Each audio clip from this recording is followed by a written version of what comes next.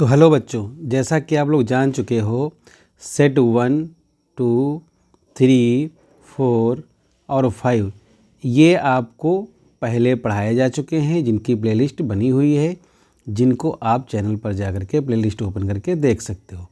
आज हम लोग क्लास 10th का सेट 6 जिसका कोड क्या है IA 822 स्टार्ट करते हैं।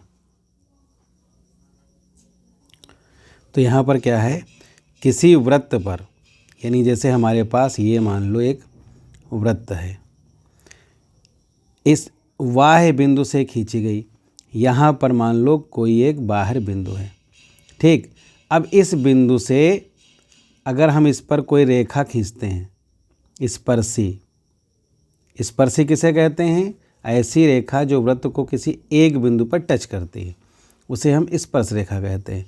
तो हम ज़्यादा से ज़्यादा इसमें कितनी खींच सकते हैं? 2 ही खींच सकते हैं।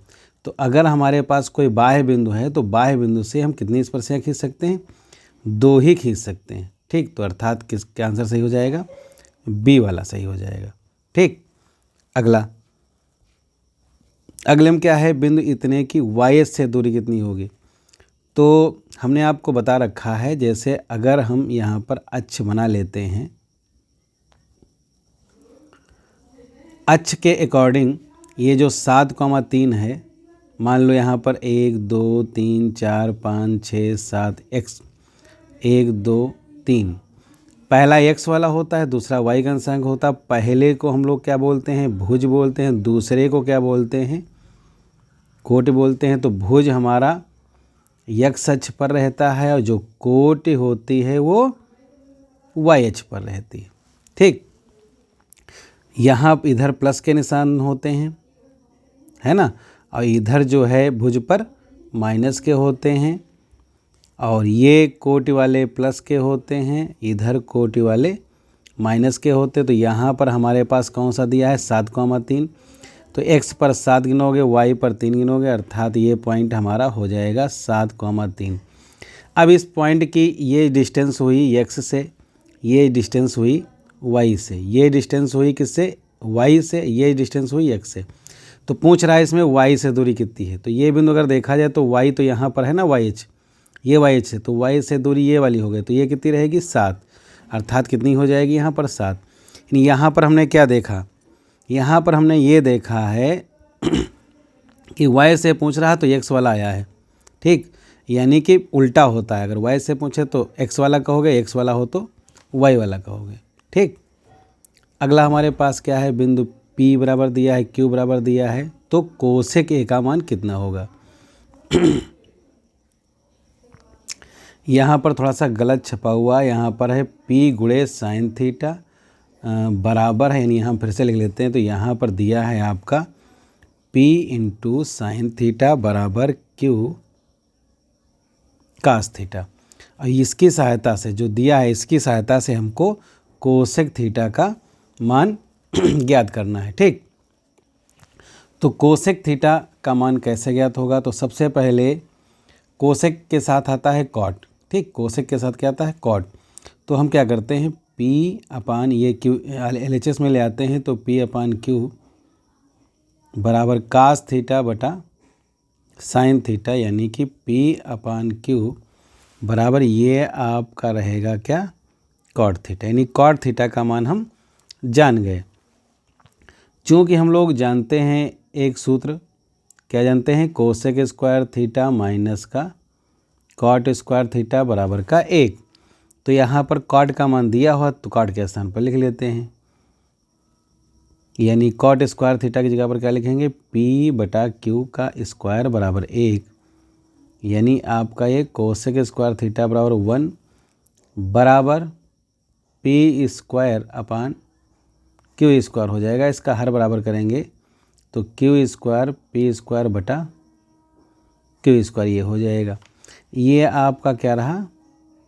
Cosec square theta.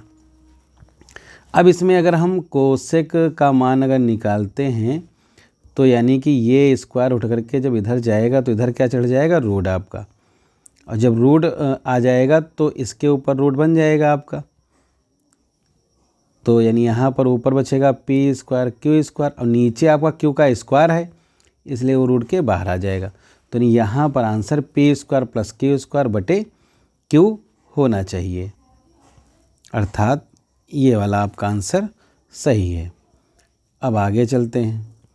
अगले में क्या है, 10 1 2 3 कहाँ तक गया है, 89 तक। ठीक, कहाँ तक गया है, 89 तक। देखो अगर ये 90 तक जाता है तो इसका मान अनंत हो जाता है, लेकिन 89 तक जाता है तो इसके बीच में कहीं आएगा 10 45। ठीक, कहीं आएगा 10 45, ये बीच में आएगा। तो इधर के जितने भी मान हैं, इधर के जितने भी मान हैं, ये सब कट जाएंगे, अर्थात इसका उत्तर कितना हो जाएगा, 1। कैसे, ज़रा हम लोग लगा के भी देख लेते हैं। ठीक है, जैसे यहाँ पर क्या दिया है, पहला वाला 10 1 दिया है। ठीक, दूसरा वाला 10 2 दिया हुआ है, तीसरा वाला 10 3। लगा करके हम लोग इसे इसलिए देख रहे हैं क्योंकि ये कभी कभी लगाने में भी आ जाता है। तो हल करने में कैसे लगाओगे, 4 नंबर क्वेश्चन आ गया। यहाँ तो जैसे ऑप्शन है कोई बात ही नहीं, जब लगाने में आ जाएगा तब क्या करोगे, इसलिए लगाना भी ज़रूरी है। बस आगे डॉट डॉट लिख लेते हैं, बीच में ये कहीं 10 45 आ जाएगा, फिर डॉट डॉट, फिर लास्ट में हमारे पास क्या लिखा हुआ है, तो लास्ट में 10 88 इंटू 10 89, और इसके पहले भी कोई आएगा, कितना आ जाएगा, मान लो 10 87। ऐसा इसलिए लिखा है क्योंकि श्रेणी का मतलब क्या है, अगर हमने 3 इधर के लिखे तो कम से कम 3 इधर के लिखो, अगर इधर के 4 लिख लो तो उधर के भी 4 लिख लो, मतलब जितने इधर से लिखो उतने ही इधर से लिख लोगे तो ज़्यादा सही रहेगा। ठीक, अब आगे हम लोग क्या कर सकते हैं, अब यहाँ पर ये इधर वाला जो है इसको इतना ही पड़ा रखो, एक तरफ चेंज कर लो, चाहे इधर पड़ा रखो उधर चेंज कर लो, एक तरफ आपको चेंज करना है। तो इधर हम ऐसे ही रखते हैं 10 1 डिग्री, 10 2 डिग्री, 10 3 डिग्री, और ये 10 45 का मान 1 हुआ। यहाँ पर इनको हम बदल लेते हैं, 90 माइनस में बदल लेते हैं कोटि पूरक के आधार पर। 87 लिखा है तो वहाँ पर लिख सकते हैं 90 माइनस 3। 90 से 3 लिखोगे, जब 90 से 3 घटाओगे तो आपका 87 ही तो रहेगा। फिर इसी तरीके से अगला वाला हमारा लिख सकते हैं 90 माइनस 2, अगला वाला लिख सकते हैं 90 माइनस 1। अब यहाँ पर 10 1 10 2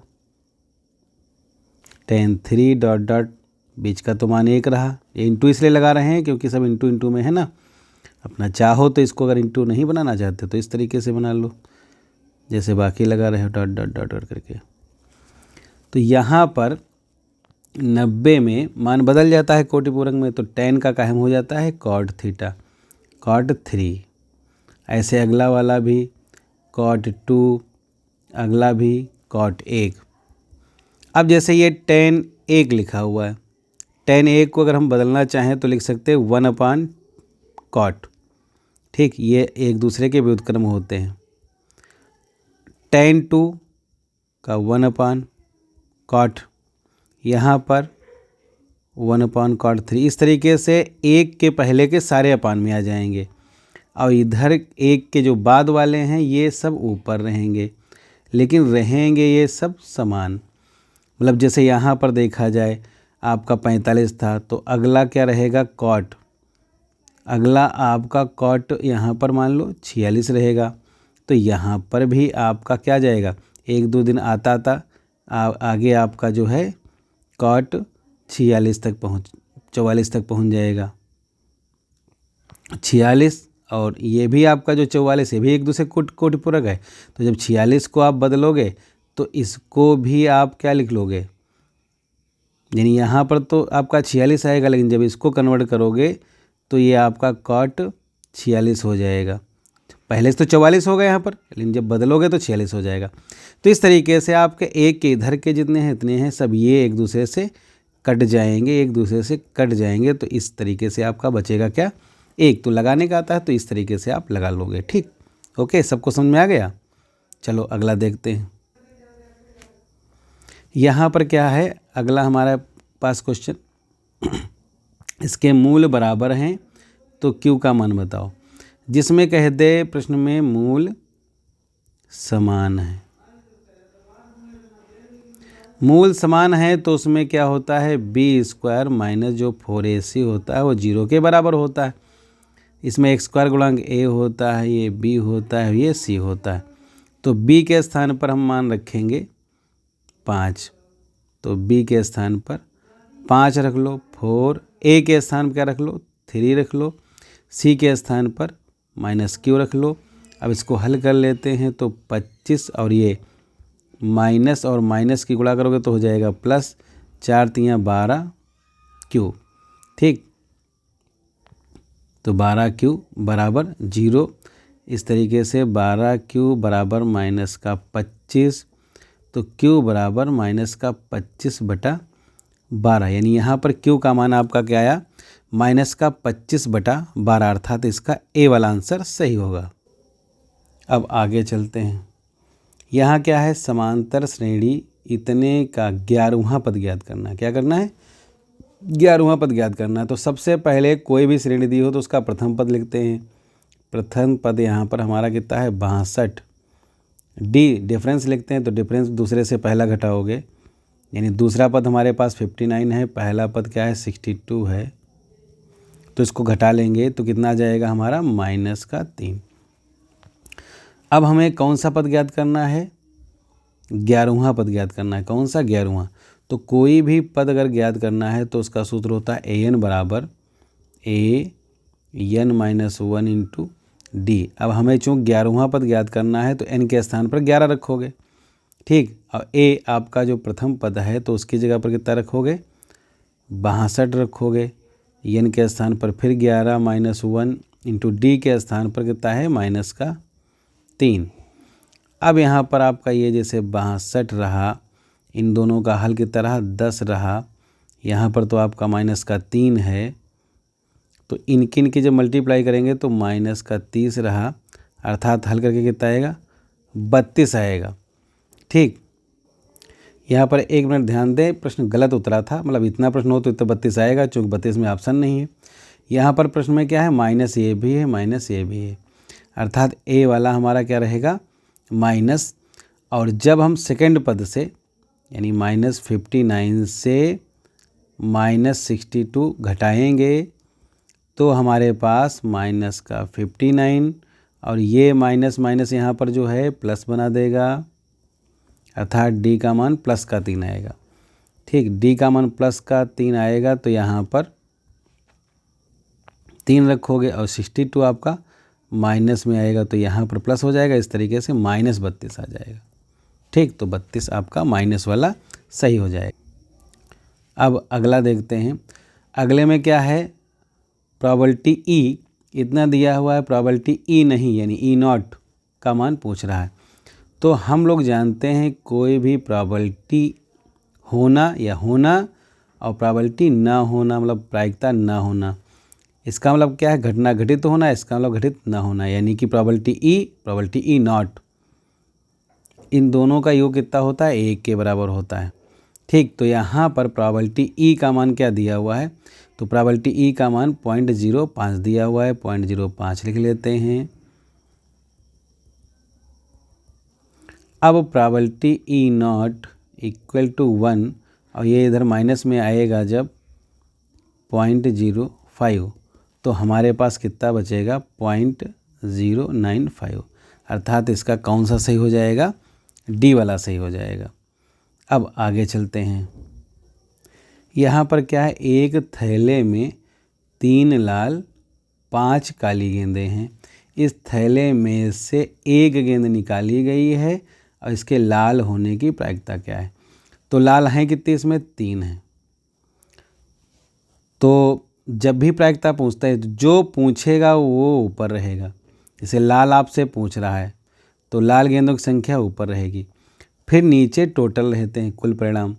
तो कुल कितने हैं, इसमें 3 है, ये 5 है, तो कुल हो गए 8, यानी कौन सा हमारा ऑप्शन सही हो जाएगा, 3/8, ठीक। अब आगे चलते हैं। यहाँ पर क्या है, डी जो है वो BC के पैरेलल है, समांतर है, DBC समांतर है। किसी भी त्रिभुज में, ठीक, किसी भी त्रिभुज में अगर एक साइड मतलब एक दो भुजाओं में कोई एक ली जाएगी, जैसे डी ली गई और तीसरी के समांतर है, तो उसमें कौन सी प्रमेय लग जाती है? थेल्स प्रमेय लग जाती है। थेल्स प्रमेय में क्या होता है? भुजाएं समानुपातिक होती हैं। समानुपातिक मतलब क्या? जैसे ये ए डी इधर अगर लिख लें हम, तो इधर ए डी बटे डी लिख देंगे। तो ठीक उसी प्रकार इधर हम जो है ए बटे ए सी लिख देंगे। मतलब ये है कि जो रेशियो इधर रहेगा वही रेशियो इधर भी रहेगा।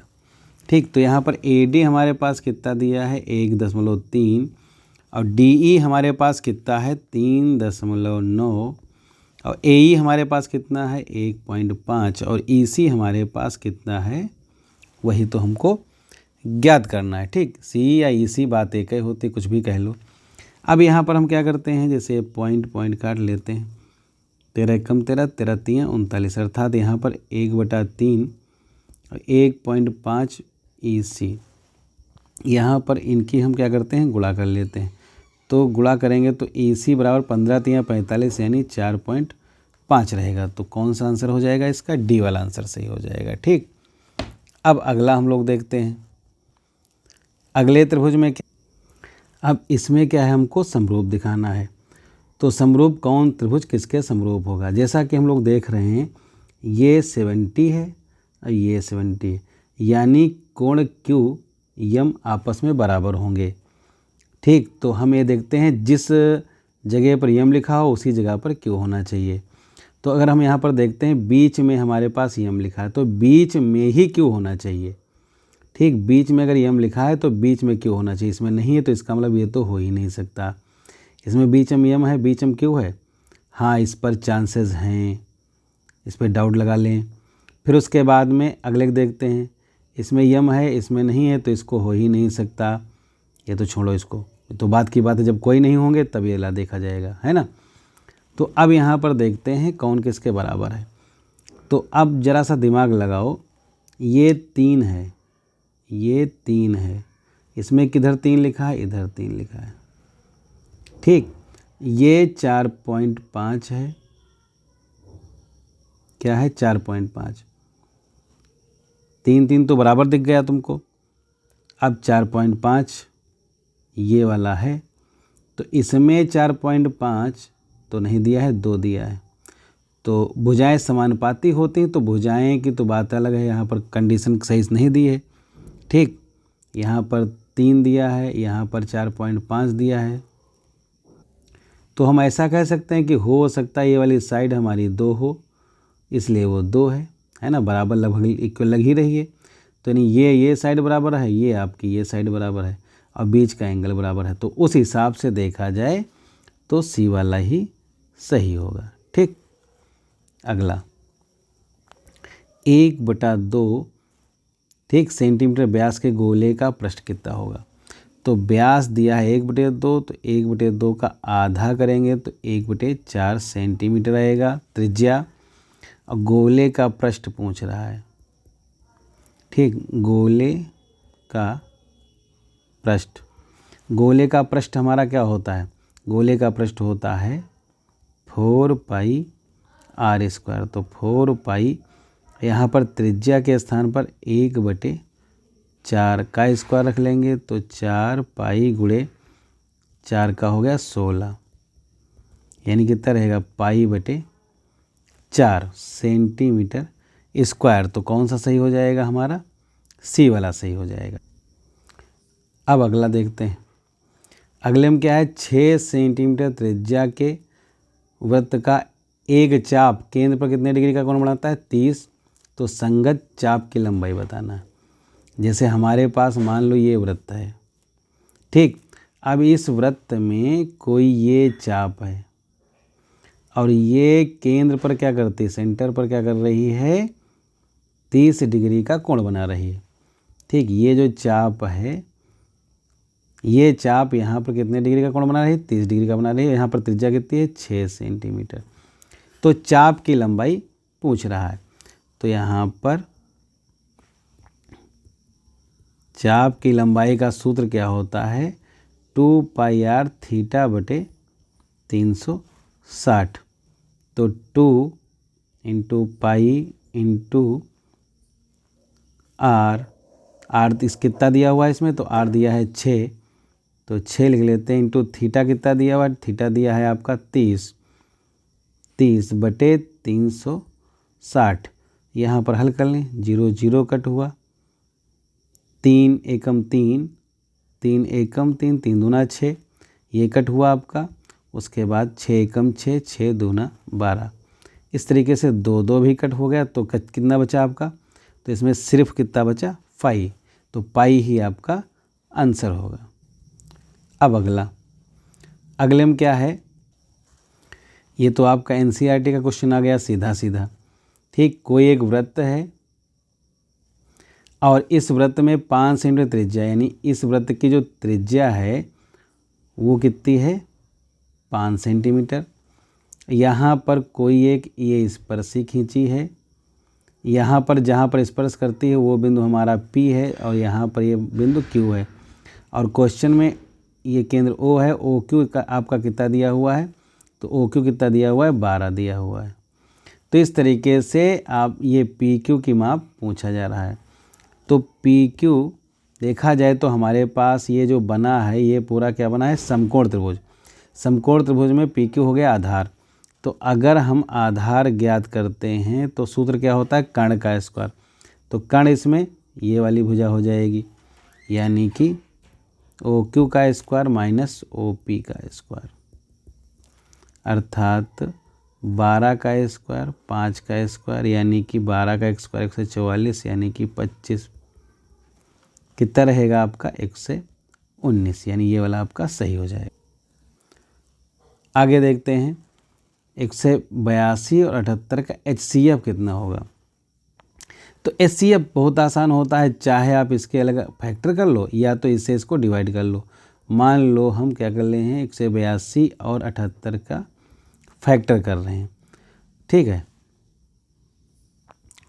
तो मान लो 182 का आप फैक्टर यहाँ पर कर लो, ठीक, 2 नाम 18 हो गया, 2 एकम 2, फिर 13 से काट लो, 13 7 91, यानी कुल मिलाकर के 2 गुणा 7 गुणा 13 रहा। और यहाँ पर 78 में सीधा सीधा कर लो, ज़्यादा टेंशन लेने की क्या ज़रूरत है।